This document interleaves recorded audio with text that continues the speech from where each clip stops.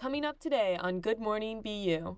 A Columbia student was detained and later released by ICE on Thursday. And former Harvard president and Treasury Secretary Larry Summers announces he will be resigning from teaching at Harvard. A Boston couple elopes during a historic blizzard.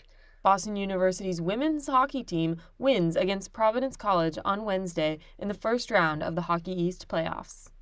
And we are joined live in studio by the producers of Pulse, the Soul of Boston, BU TV's first Black History Month special. Live from Studio West in the College of Communication, Good Morning BU starts right now. Hello and welcome to Good Morning BU. I'm Fiona Bright-Holton. And I'm Claire Chen. Here are today's top stories.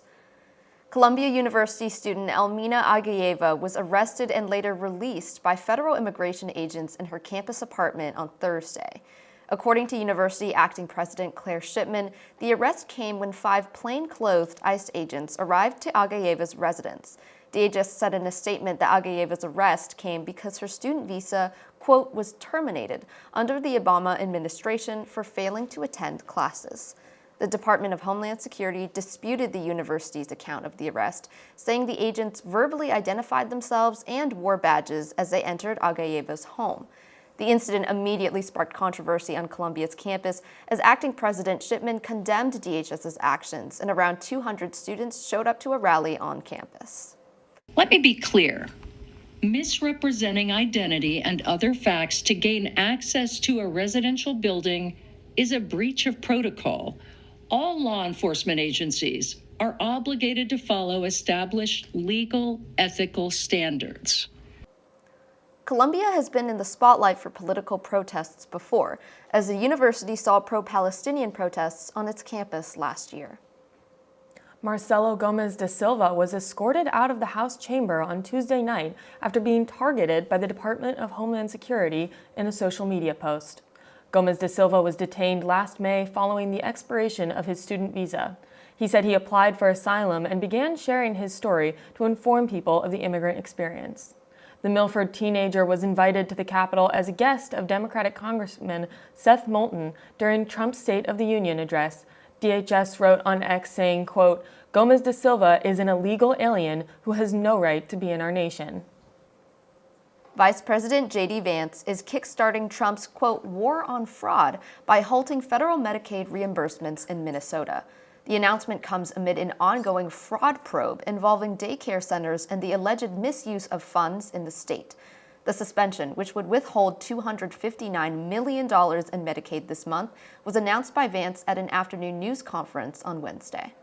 So we're announcing today that we have decided to temporarily halt certain amounts of Medicaid funding that are going to the state of Minnesota in order to ensure that the state of Minnesota takes its obligations seriously to be good stewards of the American people's tax money.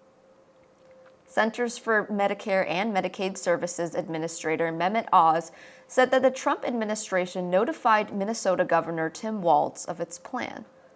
We will give them the money, but we're going to hold it and only release it after they propose and act on a comprehensive corrective action plan to solve the problem. Following Oz and Vance's remarks, Walz posted to X on Wednesday attacking the move by the Trump administration. A Department of Homeland Security official says federal immigration agents will not be at polling places during November's midterms. Heather Honey, Deputy Assistant Secretary for Election Integrity, told state election leaders that any suggestion ICE will be present at polling locations is completely untrue. The assurance comes amid concerns from Democrats about possible interference from the federal government in this fall's elections. Last week, we went over to Boston Logan to get the latest update on the status of airport operations amid the partial government shutdown and blizzard earlier this week. Let's check in with our live shot correspondent, Catherine, who is there now. Catherine. Thanks, Claire. Yes, we are live again at Terminal A, where a partial government shutdown and nor'eastern have impacted travelers flying in and out of Boston Logan this week. Take a look.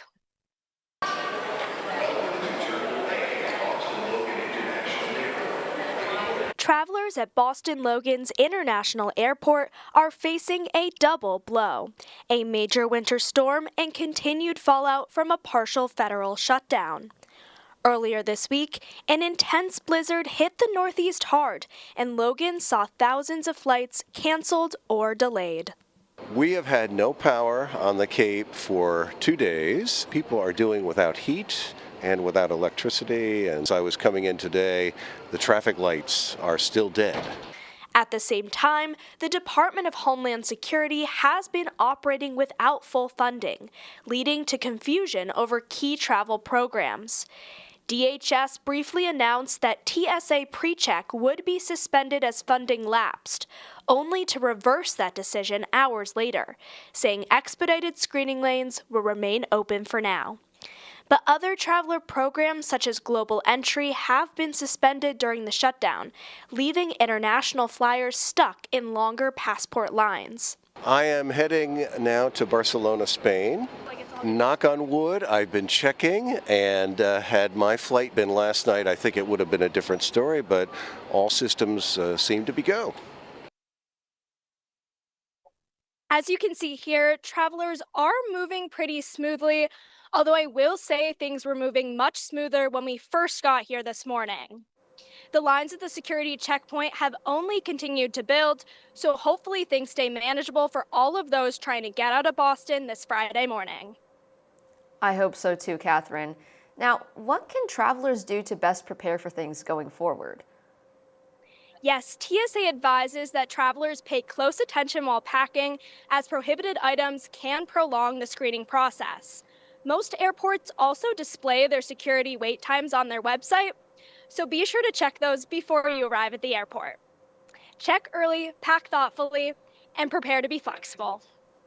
Thank you, Catherine. Now we'll fly into national news after a quick break. Whether it's our stories, the warmth of our laugh, or our family's secret sauce, we all bring something different to the table. So make some space. The power of connection is waiting right outside your comfort zone. Learn how you can help strengthen your community at belongingbeginswithus.org/teamup. It's important to get a flu shot each and every year because flu viruses are constantly changing and immunity from the vaccine decreases over time. Flu vaccines are updated annually to work against that year's viruses. The best time to get your shot is in the fall, but getting it later can still help. Getting a flu shot lowers your risk of getting sick, and if you do happen to get flu, it's likely to be less severe.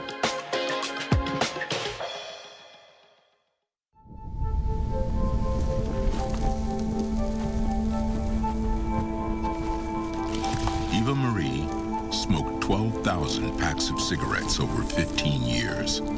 She quit, and now there's a new lung cancer screening that could save her life. You stopped smoking. Now start screening.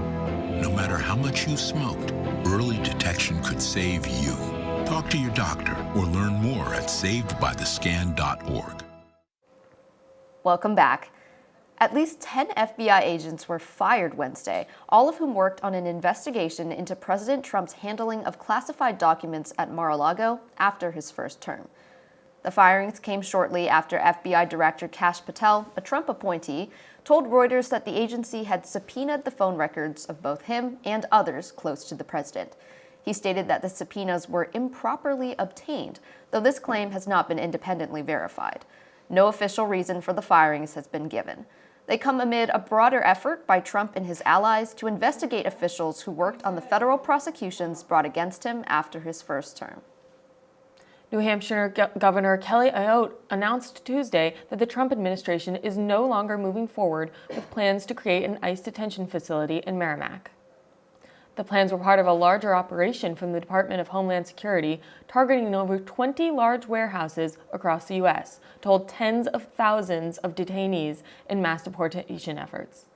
Ayotte denied having any knowledge of the plans after the ACLU of New Hampshire made details of the Merrimack facility public earlier this month. Over 1,500 people gathered in Merrimack Town Hall this past weekend to protest the facility. New Hampshire's congressional delegation responded with new legislation this week that would require DHS to receive written government approval before constructing an ICE detention center. In her announcement, Ayotte also thanked DHS Secretary Kristi Noem for her cooperation and efforts to secure the borders in the U.S. Former Harvard president and U.S. Treasury Secretary Larry Summers has announced his resignation from teaching at Harvard. This comes after documents released by the federal government showed his extensive correspondence with Jeffrey Epstein, years after Epstein was convicted of prostitution involving a minor. Their correspondence spanned thousands of emails and calls and included Summers seeking Epstein's advice on personal matters, such as romantic relationships. A Harvard University spokesperson confirmed that Summers' resignation was due to a, quote, ongoing review by the university related to Epstein. Summers will remain on leave until his position will be officially terminated at the end of the academic year. Rhode Island police say a man who was injured in last week's shooting at a high school hockey game in Pawcatuck has now died.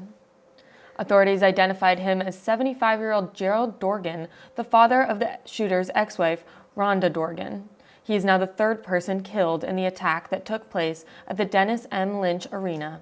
The gunman also killed his ex-wife and their son Aiden before taking his own life.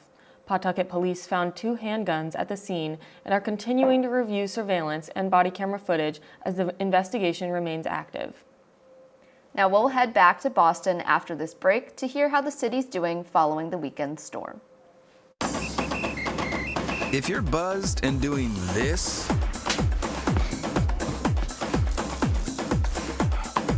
to make yourself feel okay to drive,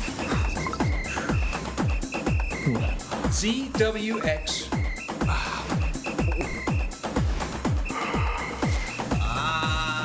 you're not okay to drive. YGKLVW. Regular you. I'm an ex-drug dealer, and I'll be your sub today.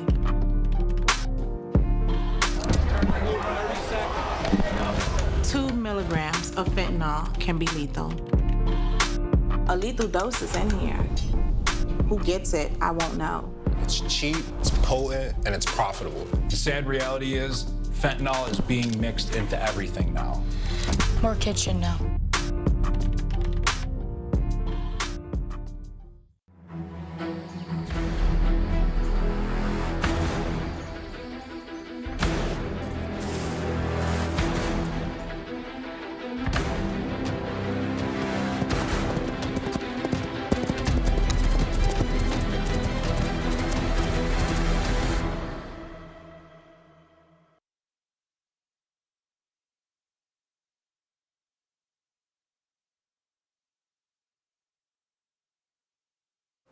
Welcome back.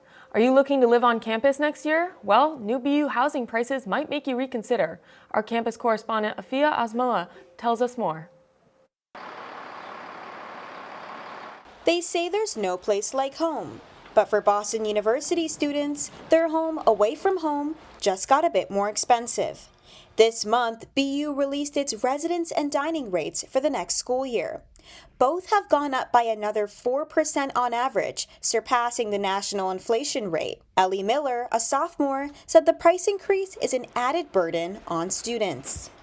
But it's very frustrating because this school is already very expensive, and then to put those individual costs, they add up and they really impact like every individual student, and so it's really difficult to justify those little increases. For some students, like Leanne Parks, moving off campus might be the more frugal option. I'd rather spend a little bit more off campus, having the freedom of my own space and my own apartment, than having to live in a dorm with a similar price. So I think that also impacts the choice. University spokesperson Colin Riley told us at GMBU that the university makes every effort to keep increases as low as possible, but increases in energy and food costs and the rise in inflation factor into the new rates. I'm here standing outside of Boston University's housing office on 25 Buick Street.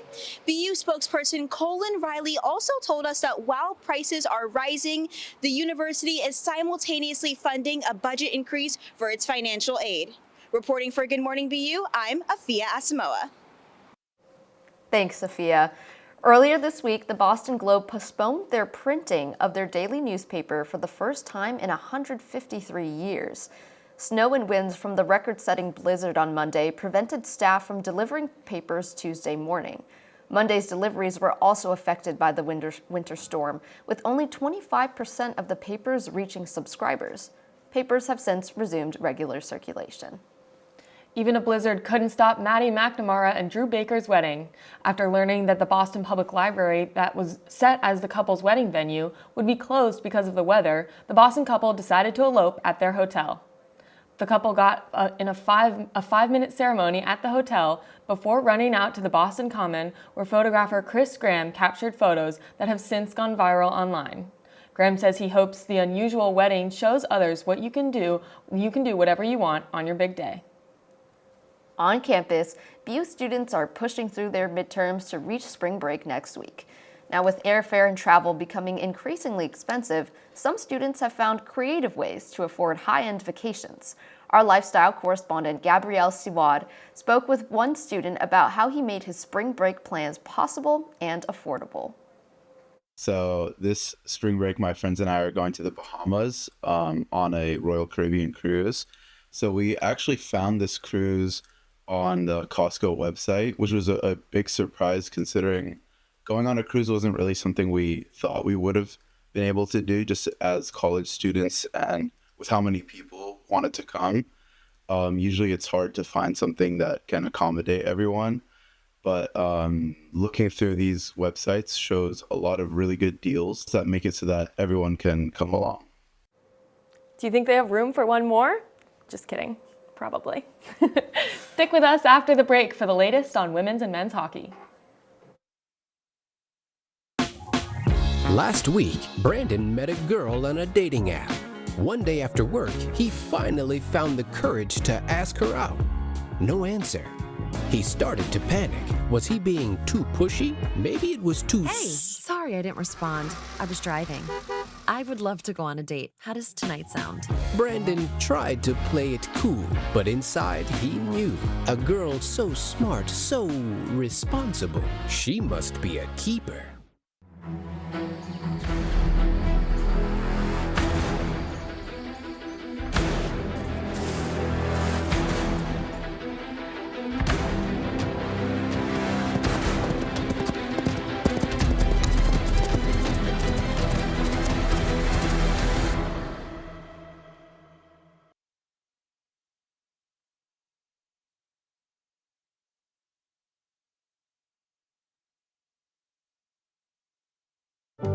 My biggest fear in the middle of my addiction was that I would never be able to get over it and that my kids wouldn't have a father. I started thinking, you know what? This isn't my story. For the longest time, fear held me back from ultimately being who I wanted to. I had to become a better man to be a better father. It's important to me that my kids are empowered and truly believe that if they can think it, they can do it.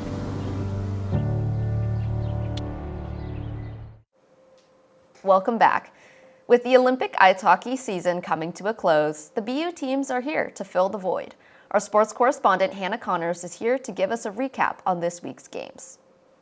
Thanks, Claire. Boston University women's hockey team shut out Providence 3-0 on Wednesday in the first round of the Hockey East playoffs. A stellar performance from junior netminder Mari Peterson anchored the Terriers' cause. Though she only saved 19 saves, the majority of the shots sent her way were grade A chances. Now let's take a look at senior forward Sydney Healy, who notched BU's first and second goal for BU. On the first goal, you can see that she broke out on a shorthand opportunity here. Throughout the season, Healy has excelled in plays like this where she uses the boards to her advantage, causing odd man rushes. Healy leads BU in points and has been able to bail out the Terriers in crucial moments. Now, BU looks forward to face nationally ranked Northeastern, who earned the 1 seed in the Hockey East tournament. Despite the Terriers being the lower seed, the game will be held at Walter Brown Arena as the Huskies no longer have a home rink. Puck drop is set for 4 p.m. on Saturday, so be sure to make your way to Wally B. Now I'm going to ice it back to the desk. Thanks, Hannah. The USA men's hockey team is facing backlash after a video surfaced of the team laughing over the phone with President Trump after he said that he would have to invite the women's team, who also won a gold medal, to the State of the Union, or else, quote, he would be impeached. Bruins goaltender and member of the men's national team, Jeremy Swayman, said he regrets how he reacted. Yeah, we should have reacted differently. We know that we are so excited for the women's team. We have so much respect for the women's team, and to share that gold medal with them is something that we're forever grateful for. Following the controversy, Megan Keller, Team USA alternate captain and captain of the Boston Fleet, explained that she would like the focus of the situation to shift back to the two teams sharing the historic medals together. Now let's skate into a quick break. Come back to find out what's happening in Boston this weekend. My biggest fear in the middle of my addiction was that I would never be able to get over it and that my kids wouldn't have a father. I started thinking, you know what? This isn't my story. For the longest time, fear held me back from ultimately being who I wanted to. I had to become a better man to be a better father. It's important to me that my kids are empowered and truly believe that if they can think it, they can do it.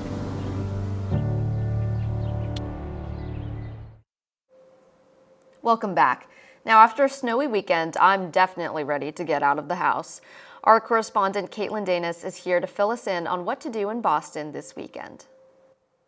Boy, Claire, do we have a weekend full of plans, and trust me, they're worth putting on your calendar. Starting off strong, Broadway's hit Hadestown is coming to Boston for one weekend and one weekend only at Emerson Colonial Theater. This Tony Award-winning sensation has captivated audience around the world, and now it's your chance to see what the buzz is all about. Get your ticket before it's too late.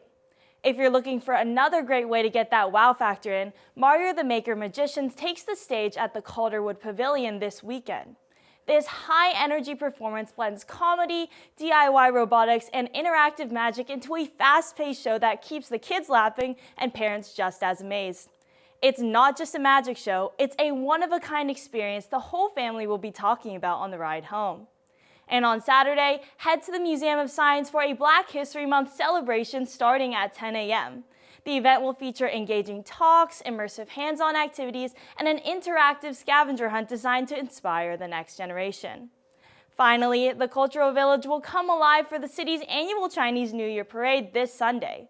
Boston streets will be buzzing with traditional line dances, drum performances, live music, arts and crafts, and calligraphy demonstrations. It's a vibrant, community-wide celebration that fills the neighborhood with color, culture, and energy that you won't want to miss. That's all for your weekend roundup. Now back to the desk. Thanks, Caitlin. If you're looking for one last thing to add to your weekend plans, look no further. Premiering tonight is BUTV's first Black History Month special. Here to tell us more are the producers and hosts of BUTV's Pulse. Cameron, over to you. Thank you, Claire. Today I'm here with Giselle Animato and Kayla Sharp, both co-producers and hosts of Pulse, the Soul of Boston. Thank you guys so much for coming in today. Yeah, thank you for having us. Yeah, of course. So what inspired the creation of Pulse, the Soul of Boston?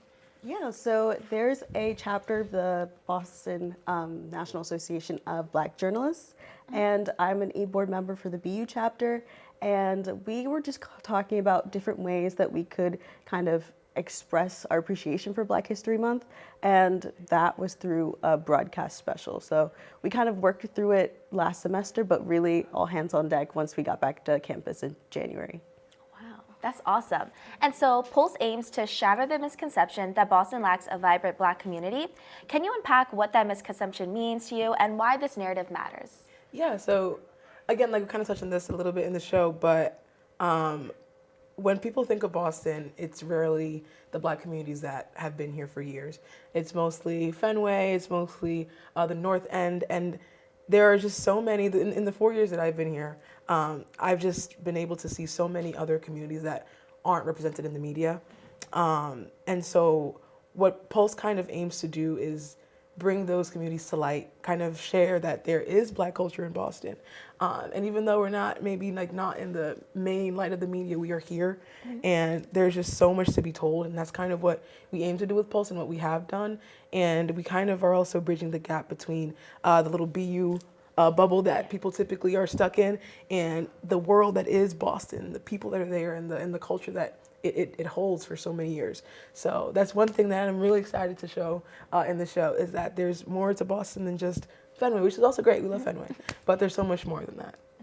Really, yeah. And especially coming here, a lot of my family said like, oh, there's no Black people, no Black culture. And I'm like, oh, okay, like, maybe I'll still go.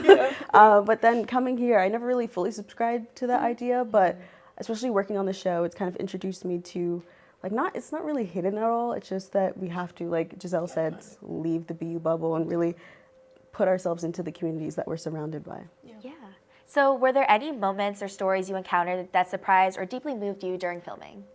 Yeah. So in the special, which you will see if you come to the premiere tonight at 8 p.m., we visited Soul and Shamit, which is kind of like a little hole-in-the-wall spot in Roxbury. It's ran by Adam, and he's grown up in Roxbury his entire life. And what kind of moved me about his story is he started off in kind of the trucking industry, or like more hands-on things, and then he got the opportunity to open a restaurant in his neighborhood. And he was telling us that it was like such a stark difference from what he's used to. But he mentioned that his community is very important to him, and he wanted to have a place where his people can kind of come and eat food for cheap, because it is a casual spot. Yeah. And he was just telling us the rich history that Roxbury has, and how, apart from just a restaurant, he's been doing things in his community to bring that to light and bring what they are doing in Roxbury into the media, which is really awesome. And so I'm very excited to kind of have him featured in the show. And we got great food from him too. He's great. Got Great free food and drinks. Oh, food and drinks and wings free. That's awesome. No, he's really great. And it was just very moving, because me and Killer were kind of talking, like, when doing the show, we felt like we learned so much more about Boston, and we felt so much more integrated into the community, even though we're about to leave in May. And it was like, I felt like, even though I'm not from Boston, I'm originally from New York, I feel like if someone were to ask me, hey, like, where are the good spots in Boston, like, I would have an answer, which is really cool. So that's one of the things that the show has kind of graced us with, is being more familiar with the community we're surrounded by. Wait, that's amazing. That's so awesome. So what was like the biggest production challenge you and the Pulse team faced, and how did you guys overcome it? I would say the biggest challenge was not expected at all. Usually it's like technical issues and stuff, but ours was the weather.